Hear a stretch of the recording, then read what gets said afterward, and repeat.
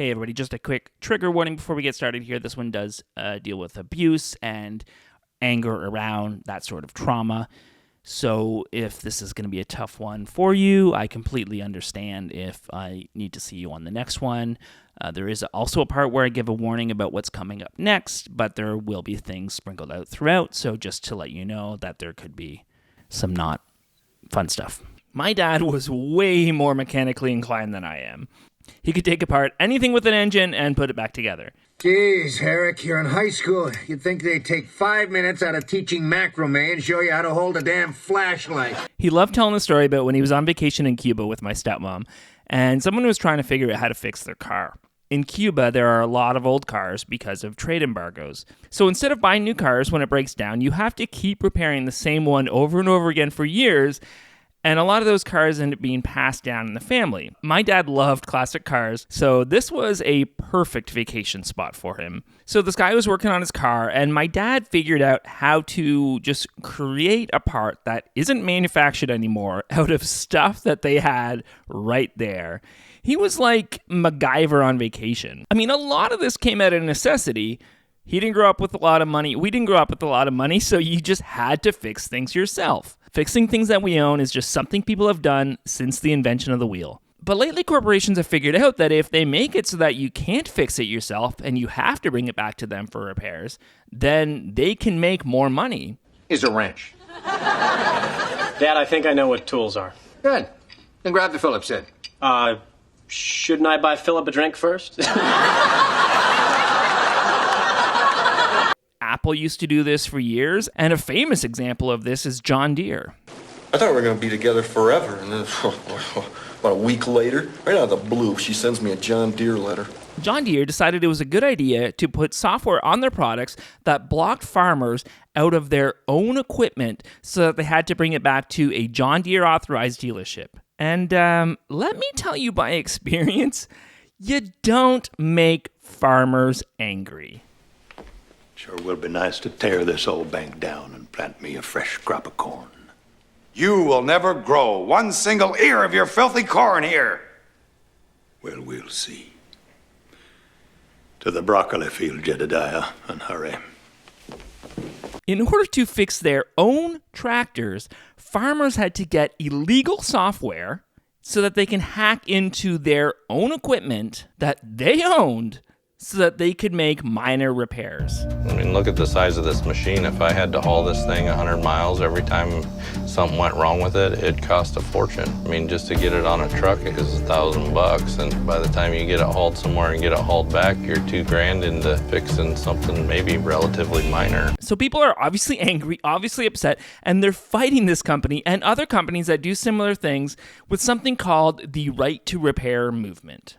This is a movement where people are fighting for the right to repair things that they own and to fix things that they own and to block companies from doing these kinds of tactics in order to force people to spend money that they shouldn't have to spend, to allow people to fix their own stuff or to take it to local mom and pop shops to get them fixed there. People are saying enough is enough. This is my thing that I bought. I should be able to fix it. And it's gaining momentum. Repair access is reasonable and it's doable. It's time to give everybody the right to repair so everyone can fix all their products. This reduces waste and saves people money. It only makes sense. You see, when people organize because they were angry, change happens. But I guess anger, rage, or wrath, or whatever you want to call it, it's a sin.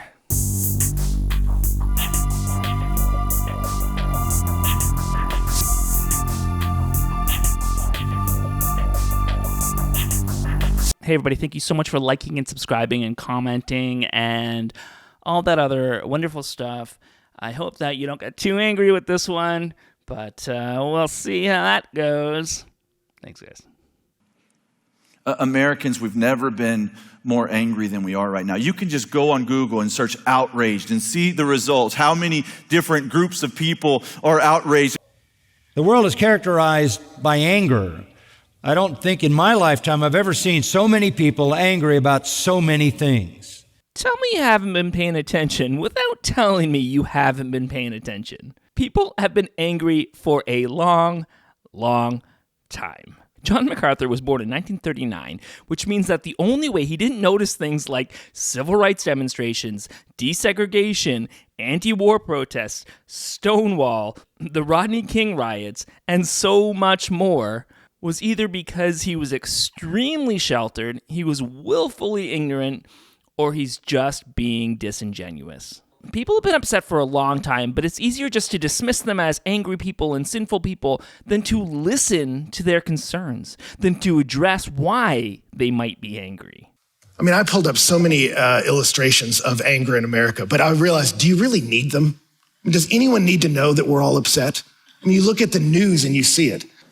It's impossible to not look around. People are angry about Corona. People are angry about their job. People are angry about the fact that they can't work. People are angry about the fact that they are work. People are angry about the fact that we're streaming or we're meeting right now. People are angry about any list of things. And there's these movements like Me Too and Time's Up and Black Lives Matter and all of the other hashtags that are out there that really just represent either an angry person or an angry people group, and some of them completely justified in the way that they were hurt by someone. All of those hashtags, all of those movements represent one person hurting another. No, they don't. They represent a movement of people who are tired of the continual hurt by institutions that protect and lift up abusers while not listening to the abused, by law enforcement who continually murder people of color and get away with it. It's a lot of people who are done with being silenced and want change. If any one corrupt attitude defines our culture, it is anger. There is anger in our music, there is anger in our films, there is anger in our television programs, there is anger in our schools, there is anger in our universities, there is anger in our families, there is anger everywhere in this society. There is anger in people who have to watch your sermons, even though, yes, this is the life they chose. Nathan DeWalt is a psychologist at the University of Kentucky, and he studied song lyrics from the 80s to the 2000s. And he found that from 1980s to the 2000s, there's been a marked shift in song lyrics from words like we and us to I and me, and words like love and care to words that are anger and want to hurt you. And so there's been a rise of narcissism in music and a trend towards hostility, right? Gene Twenge told the New York Times, the recent songs are now about what the individual wants and how she or he has been disappointed and wronged. I did an experiment and looked up the top songs being listened to in Washington, D.C., and I would say about 8 out of the top 10 were about being upset, right? It used to just be the purview of heavy metal, right? I dub thee unforgiven, and you're like, yeah, I do dub thee, and then it moved into pop, and now whole careers. Taylor Swift, Olivia Rodrigo now is just making bank off the fact that you're mad, right? And they just put it to a tune for you. So we got an anger problem and we got to deal with it. It's amazing that pastors are now saying that the songs from the 80s were about love in a nostalgic way, when in the 80s they hated modern music and thought it was of the devil. And what other art form is preaching this message with greater urgency and power than much of rock and roll? Now some would say, so what? It's all just in fun. Nobody is supposed to take the message seriously. Well, that sentiment completely ignores both the nature of man and the power of music. And you should really look at the folk music from the 60s. They were pretty angry. And look at movies from the 70s like Network, Dog Day Afternoon, or Taxi Driver. People use media and the arts to express their frustration and anger with society around them. And go to the window, open it, and stick your head out and yell, I'm as mad as hell, and I'm not going to take this anymore! It's an expression of the discontent that people are feeling. It's why I painted this crab holding a knife. And pop music has always had hints about how upset people are. This is why we have this famous scene from High Fidelity. Did I listen to pop music because I was miserable? Or was I miserable because I listened to pop music? Which came first, the music or the misery? So let me give you the definition right up front. Anger or wrath is this desire for vengeance, an emotion of resentment toward others or circumstances that arise out of self-preservation in one's life or ego being challenged or threatened. See, this is a sin that not only affects us, like the present and the now, but passes from generation to generation. Kids see it in their parents and it defines them. It defines how you function in the workplace, in your marriage. It's a part of life that if carried with us, it presents a kind of life to the world versus the life of Christ to the world. Yes, there is unhealthy anger, like punching a wall because your dinner was burnt, or like that time I threw a stapler across the room because I was having a really bad shift. And that kind of stuff needs to be addressed because responding immediately in anger to minor inconveniences is not good for anyone around you or for yourself. So yeah, go to a therapist or find someone who you can talk to. But sometimes you've been genuinely hurt, and working through that hurt is a healthy process. Because the challenge with anger is it kind of masks itself. So most people are like, look, I'm not angry, I'm just frustrated. I'm not angry, I'm just disappointed. I'm not angry, and it kind of masks behind these little things. But here's some ways that you may know that you're angry. Is there anyone in your life that a part of you hopes that they fail or they suffer? You got some anger and bitterness buried in your heart. Is there anyone whose name, when you bring them up, it makes you upset? Thinking about what they did makes you upset. Anger and bitterness have taken root. Is there anyone who you would avoid in public? Or you wouldn't want to go to that party, you wouldn't want to go there or go to that dinner if they were around because of something that happened between you? There's anger. Is there anyone you're waiting? Maybe it's a family member, maybe it's a friend, maybe it's an old roommate. You're waiting to let back into your life till they apologize and say what they did or pay back for what they did. There's anger that's taking place. I had a friend who apologized to me for the way they treated me for many years after I confronted them about the way they treated me for many years. And I don't doubt their apology. And I was almost ready to reconcile with them, but I couldn't do it. And I still can't do it because I realize that I still don't trust them. And I don't think, or I don't know if I'll ever trust them. No matter how hard they try or how hard they change, I just don't think I can trust them again. And that sucks. But what sucks more is when you let someone who hurt you back into your life and they hurt you all over again. And I can't allow that to happen to me. And I can't trust that it's not going to happen again. So maybe that's just anger, or maybe to me that just feels like it's the healthiest thing I can do for myself. Maybe none of the sins hides in our lives more than this one. Like even from our conscious thoughts more than this one. See, lust, we know it's there. We kind of feel the tingle of it. Gross. Nobody wants to hear about your lust tingle. Greed, we're like, ooh, there's a new car, right? We just want, but anger, it's weird. It's like that sin where you like go to a psychologist for a year and unpack all your weird hang-ups about everyone and your weird actions and your selfishness. And then that one day they go, yeah, you know what I think it is? And it's like Freudian. They're like, I think you're angry at your father. And you're like, wait, no, I'm not. Shut up. And they're like, no, chill. He left you at 10 and you're still mad at him and your mom. And that's why you lash out and people hate you. And you got to let that go. And we go, oh my gosh, he's right. And this is the hiddenness of this weird sin that can derail our life. Hey, look, Mark saw a movie with a psychiatrist character. And before you say anything, I don't want to sleep with my mom either. Now, why would you bring that up unprompted? What? You prompted it. To thinking. Sometimes I like to try to figure out what our spiritual enemy might try to do to attack us, because Scripture says that the devil and the demons, they actually have schemes against you. And I started to think, what would I do if I were in a brainstorming meeting in hell?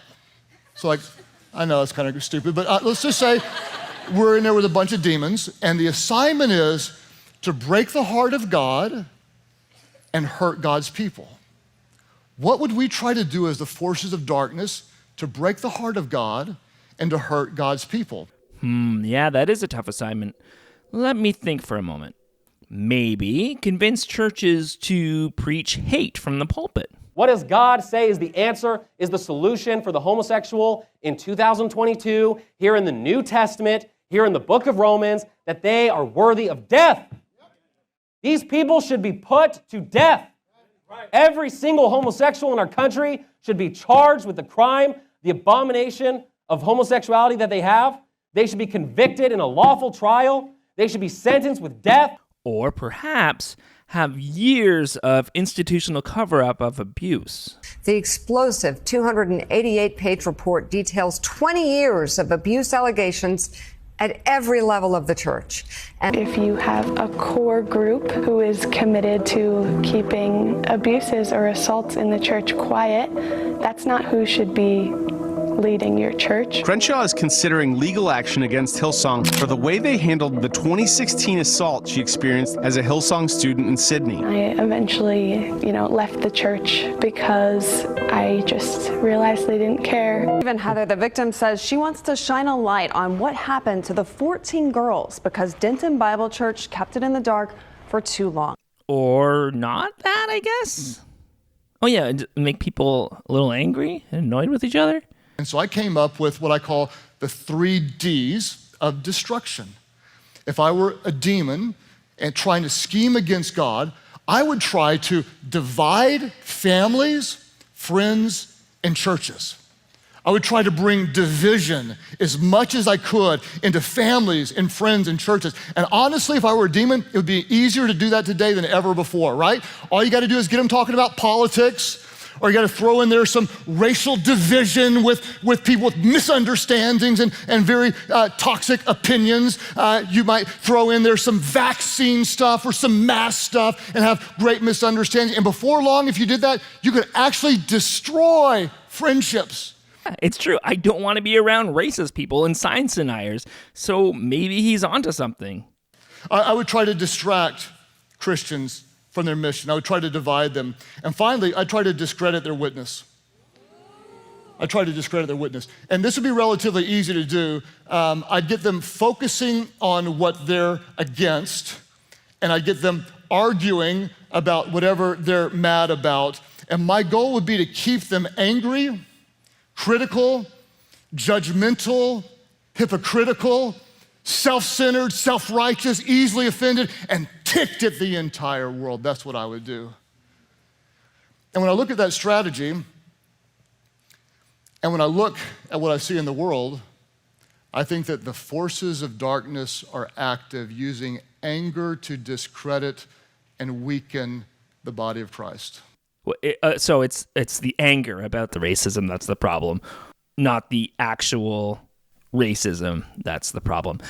But like I said, anger isn't always bad, right? Things that inside of your life, it's not always a wrong thing. There are appropriate times. The Bible says God is angry at times in Scripture, specifically at injustice in our world. You can't love someone and not experience anger, right? Like if I love someone and someone is hurting them or abusing them, I would rightly feel anger, righteous anger towards that person. Now, is he saying it's wrong to always be angry or ever to be angry? No, because Jesus did get angry at times. Anger is the appropriate response to injustice and exploitation. We want a God of wrath when we consider abuse in the world. And so anger is the proper response to the abuse of others. And you'll see Jesus get angry at times, but his anger is holy, righteous, because it's rooted in love. It's an anger of love. I love people, so I don't like how you're treating them. Usually for us, our hate or our anger is because of our bruised ego. Yeah, but earlier you said that we're all upset and it's evident in the music.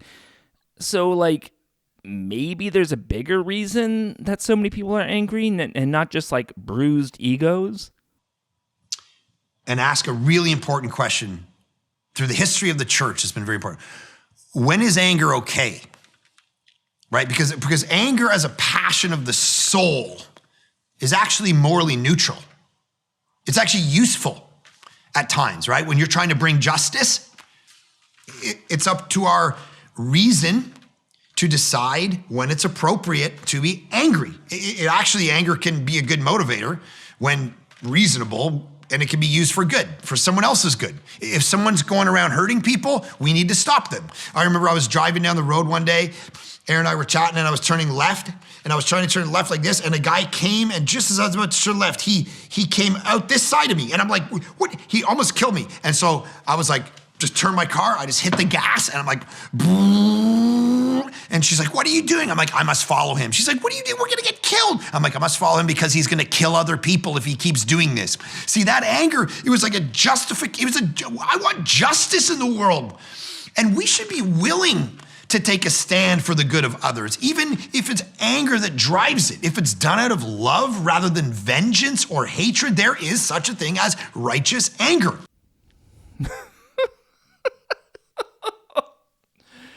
Okay. Only Mark Clark would think that his road rage is righteous anger. This guy needs help.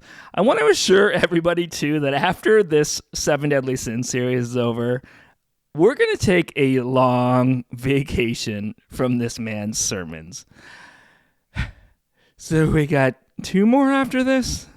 His righteous anger is going to get someone killed. What are you talking about, you psycho? You know how to drive? Not everybody knows how to do everything. Driving isn't the only thing. Just move your car. Okay. I don't know how I can. Oh my. And I know that you think, or some of you think, that the anger that you have, it's a righteous anger. Where are the turtles? Where are they? That it's an anger that God's okay with. To that I say, maybe it is. Maybe it is. Maybe. But for most of us, the anger that we carry most of the time, it's simply sin that leaves us alone and bitter. And a God who loves you doesn't want that for you. Nobody wants to be around an angry person all the time, and I get that. Being angry all the time causes physical problems in your body, and it does strain relationships. So yes, learn some breathing techniques. Find joy where you can. Be the joy when you can. But there are some times when it's okay to get a little pissed, and it's okay to do something about it. Because here's the fascinating thing as we land this thing. I want you to notice what Jesus is doing in this. Number one, he says, see it as personal.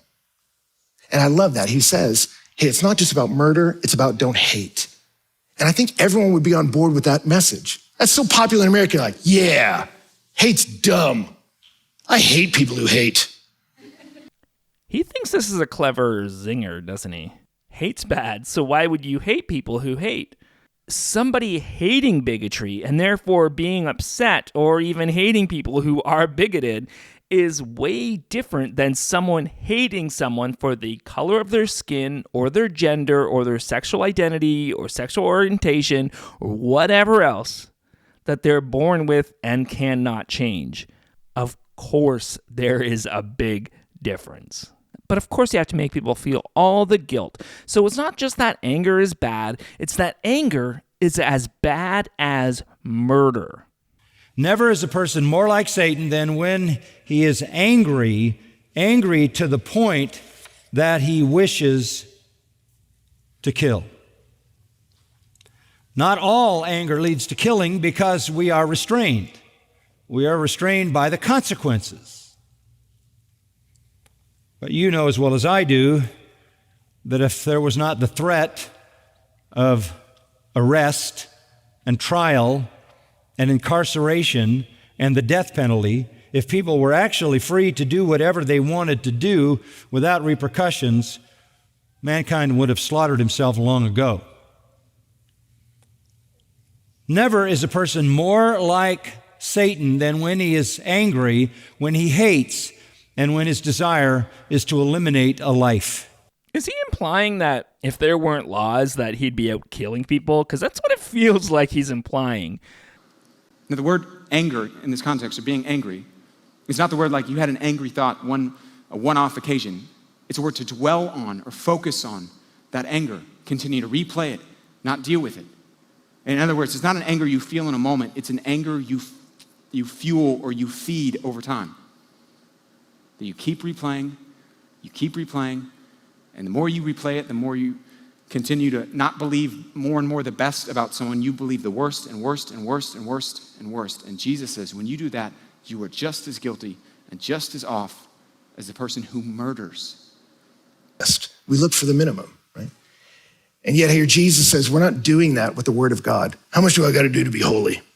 How much service do I have to do for y'all to think I'm a good person? He's like, that's not the community I'm building. He said, I want us to chase being all that we're meant to be as men and women under God. We're not asking the minimum. We're asking what's possible when a human life surrenders to God. So yeah, it starts with not murdering each other. But then Jesus moves backwards upstream to the fountain and says, you know where murder comes from? It comes from anger. It comes from hate. And we need to address that. When I was in youth group, this guy started coming around to all the youth group events. And he was 21 years old, and he was hanging out with us teenagers. And this was allowed to happen because, number one, he looked a lot younger than he was, and he acted like a teenager. He was immature. So they let him come on camping trips with us and youth retreats with us and all-nighters with us. He acted immature because he was a predator, and this was a way to get in with the teens that he would later exploit. At one point while I slept, he held a knife to my throat and threatened to kill me if someone I cared about didn't do certain things for him. Something I didn't find out about for years. So I don't care what it says about my character. I wish him all the harm there is. I am not a violent person, but if something bad happened to him, I wouldn't care at all. And I regularly Google him and kind of online stalk him because the first time I ever did that, the first time I ever Googled his name, I saw that he was on staff at a church youth group. So now I regularly check to make sure that he is not around kids. And if he is, I am sending letters and I am getting my friends to send letters because I want to make sure that other people aren't hurt the way the people I loved were hurt. And if I go to hell for that, I'm okay with that. But according to these people, what I'm supposed to do is I'm supposed to forgive and let go of that anger. Okay, so how do we fight anger? One of the things that fights it is we become people defined by forgiveness. I mean, in the end, a huge reason why you're angry is because you haven't forgiven what somebody or circumstances have done to you. And forgiveness is a very hard thing. It's almost, Lewis says, an impossible thing. But he says the way you can do it is you got to recognize that you already do it to yourself every day. You've been doing it your whole life with you. You realize you forgive yourself as much of as a joke you are? Right back at you. What? No. I grew up in the church. I feel guilty about everything. I don't forgive myself. Some of us go, Ben, I can't forgive that person. There's no way. I can't go and ask for forgiveness from that person. But Jesus links it to our spiritual life. That's why he uses that altar imagery and uses judgment imagery. He uses the altar and the throne. He says, when you're thinking about the fact that you might have hurt someone and need to apologize, connect it to your relationship with me. So the resistance in you may go, well, they don't deserve it. Of course they don't. Well, they might reject it. They might. Well, I don't think they would value how brave I'm being by doing this. They may not. But I'm asking you, as a recipient of my grace, to be a conduit of grace. Are you going to stop the stream? Or are you going to let it flow through you? Can't stop going once they've started. It stings.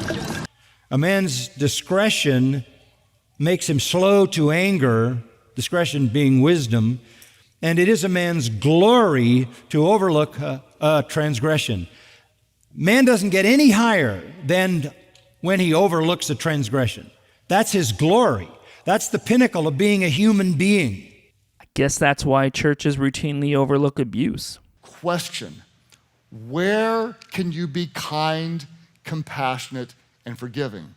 And the answer is, you actually have to be up close. It's almost impossible to be way far off and be kind. I'm being kind to you over there.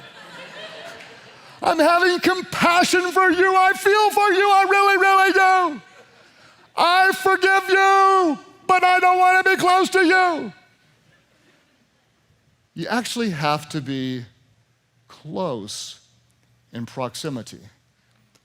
Sometimes you need to be kind to yourself, and to do that, you need to stay as far away from someone as physically possible. You are an unforgiving person. Nobody wants to do anything in your presence for fear that that attitude will come to them. For fear that they won't be able to take advantage of you. You will literally end up isolated. If you are an unforgiving person, you are leaven. You are sinful. You are a bad influence. You will be alienated from others. Even in the life of the church, they will stay away from you. You are a hostile, threatening, unloving person, and you will forfeit the fellowship. I wish they were as harsh to the people who did the wronging as they were to the people who were wronged. You might have seen a video or seen that Larry Nassar in the news lately, a serial abuser. Many coming forward who was a victim to this man who did wicked things. And there was a dad who spoke up in court and just said, hey, can I have 5 minutes with him? I'd love to have my way with him. Hey, can I have 5 minutes? No, judge, okay, judge, 1 minute. Can I have 1 minute with him? And the judge says no, and the dad lunges forward to try to have his way with this man who abused 3 of his daughters. This man abused 3 of his daughters. This is the rage of a father. I ask you to, as part of this sentencing, to grant me 5 minutes in a locked room with this demon. I have Would a feeling. you do that? That is not how Yes our. or no? No, sir, I can't. Would you do give me that. 1 minute? You know that I can't do that. That's not how our legal system. Well, I'm gonna have to get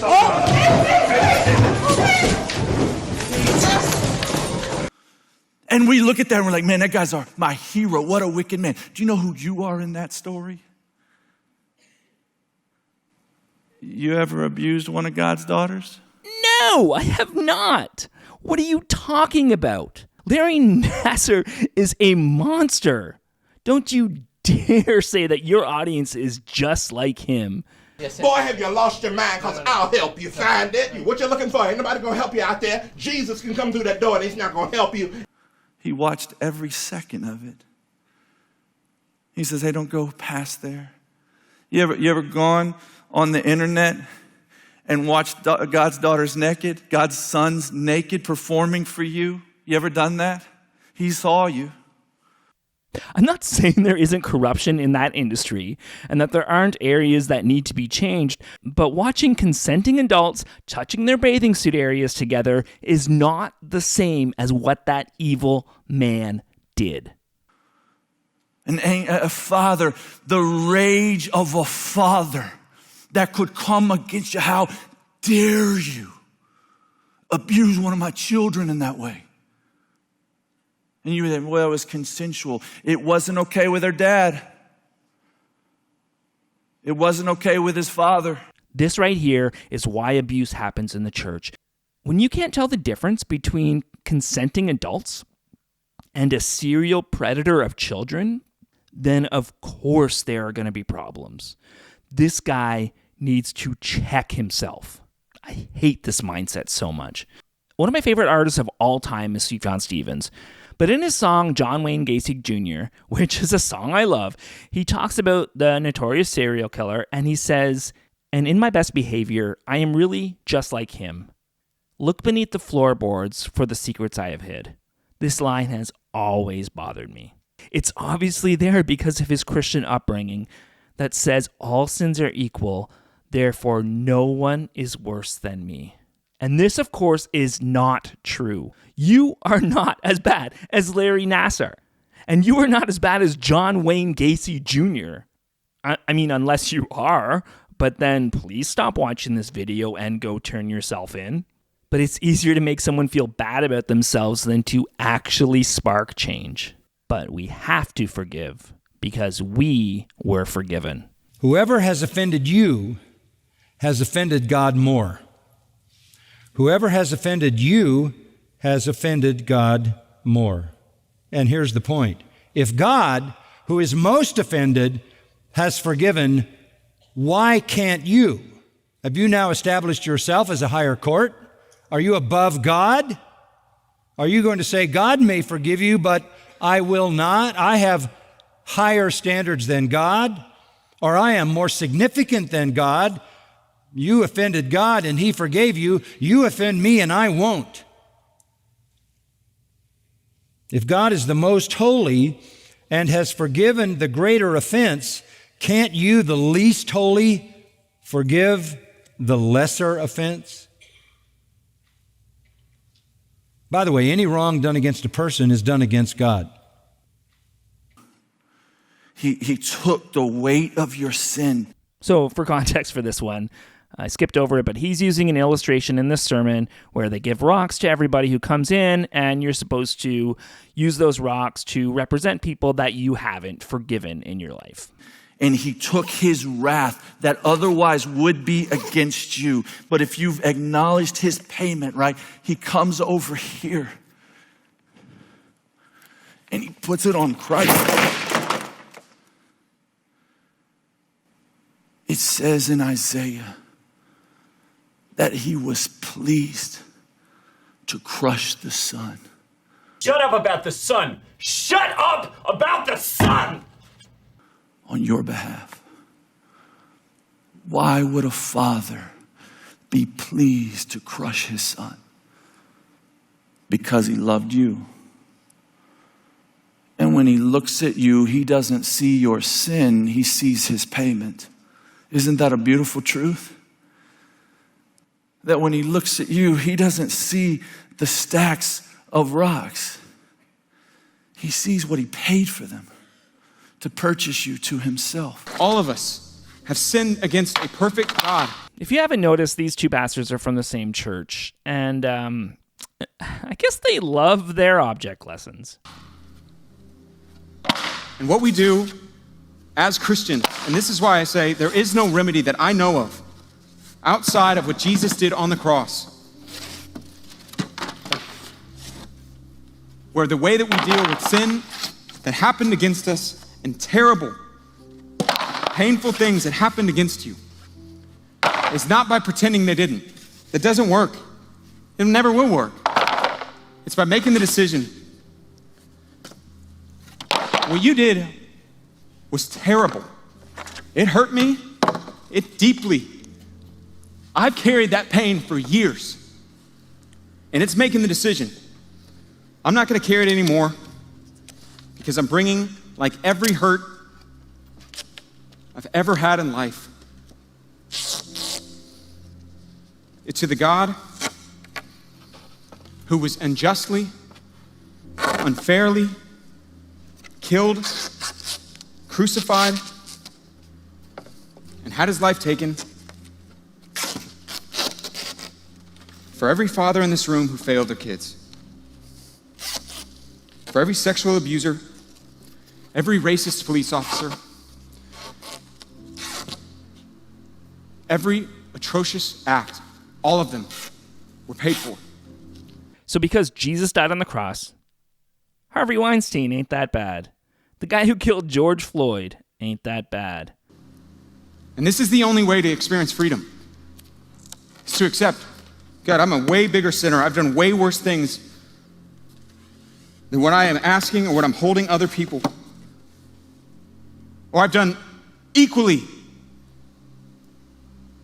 as terrible things, and the forgiveness that you have extended me is far greater than any forgiveness I'll ever be able to give them, and I am accepting. You paid for it on the cross. Yeah, we get it. That sucked that he was killed, and it probably really, really hurt. But it's been a couple thousand years, and I'm still supposed to feel bad about it. And it worked out in the end for him. He came back to life, and he's like God now.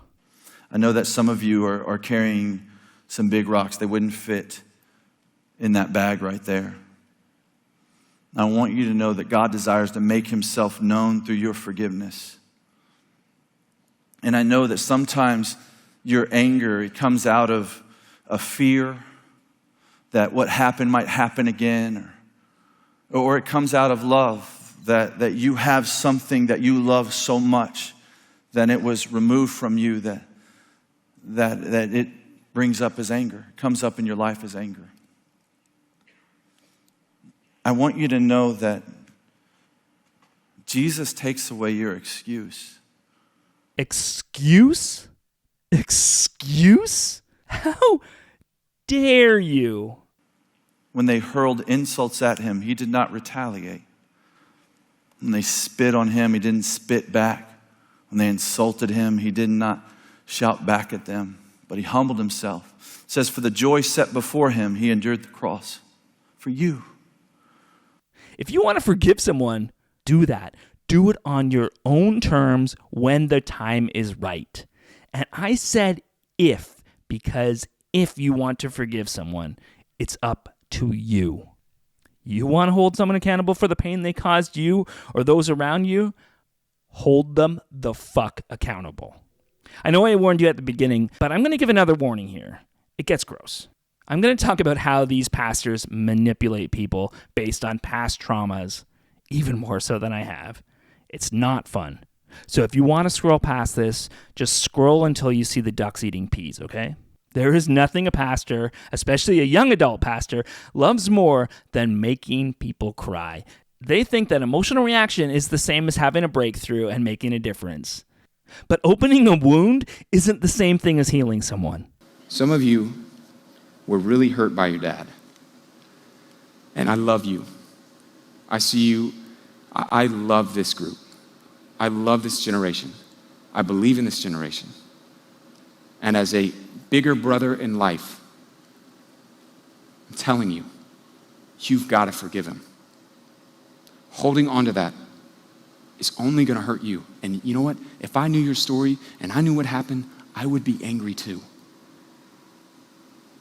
But you holding on to that and that anger, it's not going away. And it's going to keep following you. So as someone who has no skin in the game other than I care about each one of you, you have got to deal with that hurt. So this group of people came to church because that's what you do. You believe in God, or you kind of believe in God, or you grew up going to church and that's what you do.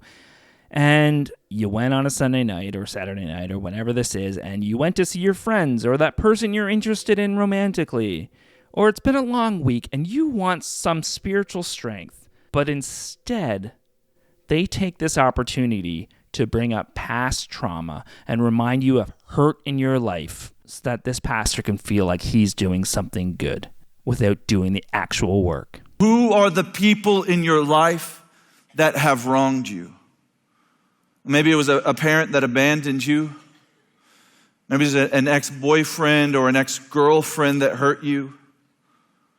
Maybe it was parents that broke their promise to love each other for the rest of their life.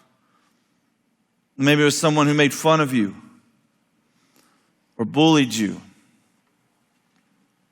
or abused you. Those thoughts that you've suppressed, that you promised never to bring up again. Has anyone betrayed you? I want you to think of their name. So he's not just bringing up events, but they want you to think of that person's name to bring it up even further. They aren't therapists.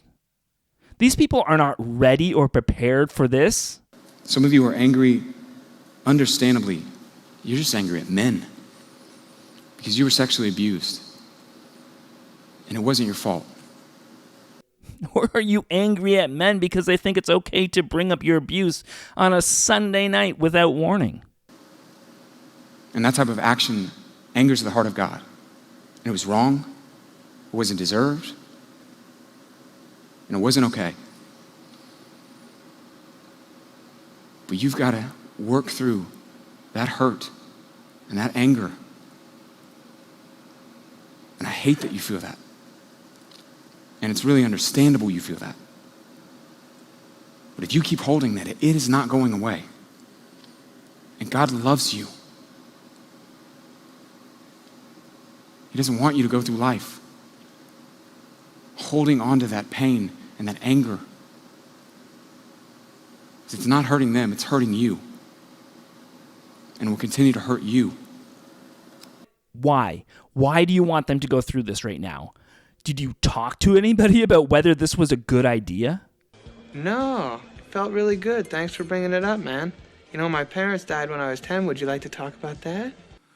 And so for you women, maybe your worst nightmare, the worst thing that you can imagine, is that a man would break into your home, a strange man you don't know, and that he would take something from you, that he would abuse you. Maybe taking your virginity from you. And you think, how? But then in that moment, I'm justified, right? I don't have to forgive him, right? I want you to watch my friend Rachel's story. So after bringing up this trauma, after making them cry because that's what you do, they decided to play a video of a woman who was assaulted about how she was able to forgive the person who did this. And of course, this is her choice. And if it helps her heal, I'm not going to criticize her for forgiving this person. But she shouldn't be used as a prop to make other people feel guilty about where they are, for being in a different place, for handling the trauma in a different way, or simply not being ready to deal with it yet. And then they bring her up on stage to further hammer the point home. I decided to blur her face because, like I said, my issue isn't with her and her story is her story to tell. But watch how he uses her to say that if she can do it, so can you. I feel like someone has hurt me, and I feel justified in my anger toward them. And I think about revenge, and I think about, hey, how do I want to get even? And I think about you, and I think about your example of forgiveness and the way that that has been displayed in your life. And I think about the community of friends that God has raised up around you. And I want you to know you're one of my heroes. I want to thank you that you would allow us to share your story here. And I just want to ask, would you close us out in prayer? I don't know.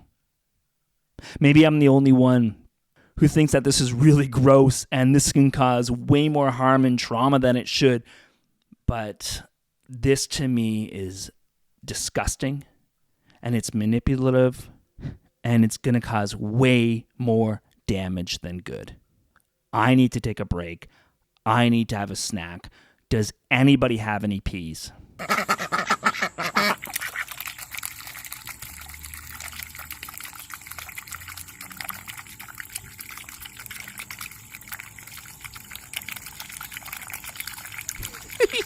They're just gone so fast. Look at them. They just nibble them up. Anyway, so what happens if we hold on to anger and we don't forgive? You know, according to these people, is it going to be hell? It's hell, isn't it? Wow, God will turn you over to the torturers. What does that mean? Well, it's what James said in James chapter 2, verse 13. Judgment will be merciless to the one who shows no mercy. Because God is angry with our anger. Because he gets to be angry. Jesus says that those who believe in the Son, the wrath of God doesn't go on them, but those who don't believe in the Son, the wrath remains on them, right? There's like this wave of God's wrath coming, and it either hits Jesus or you. And so in the end, there's only two states of eternity. There's a state where the wrath got given to Jesus, or there's you're living in the wrath. Right? And here God says, you're going to meet me now as gracious and kind. At the end, I'm the judge. Don't wait till then. Don't look at me and say, yeah, I know you told me to forgive these people, but I blew you off. Don't wait for that. But there's a comfort in it too. Because many of us say, but if I forgive that person, or if I apologize to them before they apologize to me, I'm letting them off the hook, and who's going to punish them? And that's where being theological helps, because you can read verses like, vengeance is mine, says the Lord. And you go, he'll deal with them. He will judge them. And verses like this comfort you, because what they let you know is every sin will be paid for. No one gets away with anything. It will be paid for either in Jesus' shed blood on the cross or in their life in hell. And if you're not wishing hell on someone, you pray for their redemption and you obey the King who was willing to pour out his life for his enemies, and you go apologize and you make things right as far as it depends on you, right? I've never wished hell on anyone. It's hard to imagine thinking of the Christian concept of hell as a place where anyone deserves to go for eternity. That's not saying no one deserves consequences for their actions, but nobody deserves an infinite punishment. That he threw him in to be tortured until his debt was paid. That's forever. This is a clear allusion to hell. God is the master. We are the servants. God has forgiven us of an impossible debt. We don't forgive others of their minor debts against us that may not feel minor, but they're in this world offenses. And he says, you don't understand how you've been forgiven. And so where is God's wrath going to be satisfied? It was satisfied on the cross, or it will be satisfied in eternity. Making this video, watching these sermons made me angry, which is kind of ironic. It was a tough one to get through. I hope gluttony is better, but I'm afraid of the body shaming. People like to tell you how to feel and when to feel it. People like to dismiss your opinions if it's said with any emotion behind it. People would rather ignore injustices than have to see people upset about those injustices. But your feelings are valid. Your hurt is valid. Your outrage is valid. Your protest is valid. Get angry when you need to, but also take care of yourself. We have a big journey ahead of us if we want to make a difference. So stay hydrated, take breaks, and try to be kind as often as you can. Thanks for making it this far. If you know somebody who may benefit from watching this, send it their way. As always, you're wonderful, and I love you. Work, Sky Moon.